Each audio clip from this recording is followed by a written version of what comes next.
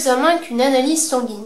Déjà, l'analyse sanguine avec le dosage des hormones thyroïdiennes complété par le dosage des anticorps antirécepteurs à la TSH et des anticorps antiperoxydase nous permettront de faire le diagnostic entre maladie de base d'eau ou par exemple thyroïdite d'Hashimoto débutante.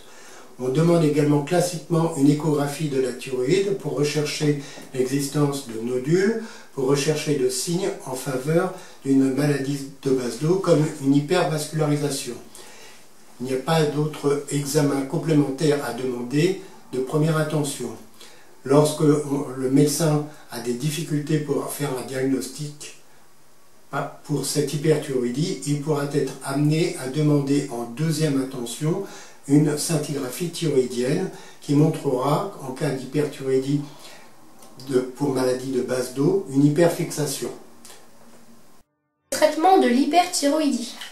Le premier objectif est de corriger cette hyperthyroïdie en donnant des médicaments, des antithyroïdiens de synthèse qui permettent de réduire la production d'hormones thyroïdiennes. À côté de ces traitements-là, on rajoute bien souvent des traitements symptomatiques pour corriger par exemple les palpitations, réduire la fréquence cardiaque et également des médicaments pour corriger l'insomnie, les troubles de la nervosité, de telle façon que on reprenne une qualité de vie tout à fait acceptable. Une fois que l'hyperthyroïdie est corrigée, on peut poursuivre le traitement médical dans le cadre d'une maladie de base d'eau pour une période de au minimum 1 an, voire 1 an et demi.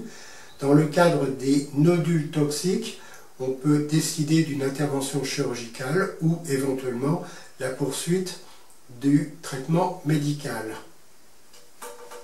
Comment se fait le suivi des patients ayant une hyperthyroïdie? Une fois que le diagnostic d'hyperthyroïdie a été porté, qu'une prescription de médicaments a été réalisée, il est important que les patients revoient régulièrement leur médecin pour s'assurer qu'il y a une amélioration des signes cliniques. Cette amélioration se fait progressivement, notamment amélioration de l'insomnie, de la perte de poids, des diarrhées par exemple, ou des crampes musculaires. À côté de cette amélioration clinique, il y a un suivi régulier des analyses sanguines avec des dosages de la TSH et de la T4 libre qui normalement se normalisent. Ce qui est également important, c'est que le patient comprenne qu'il faut prendre les médicaments tous les jours pour bien neutraliser l'hyperthyroïdie. Lorsque le traitement a été bien conduit, arrêté, il est important de suivre le patient pour s'assurer qu'il n'existe pas de récidive. Donc en revoyant les patients 3 à 6 mois après l'arrêt du traitement, vérifier que cliniquement il n'y ait pas de signe en faveur d'une rechute et qu'au niveau des analyses sanguines, il y ait toujours des taux normaux de T4 libre et de TSH. Hyperthyroïdie, y a-t-il un régime à suivre? L'hyperthyroïdie a été responsable d'un amaigrissement important.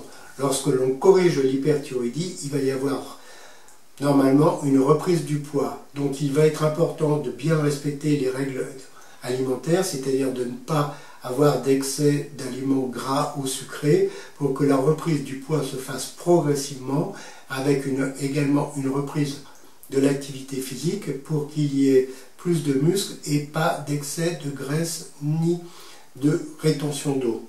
Donc attention à la reprise de poids avec les aliments gras ou sucrés.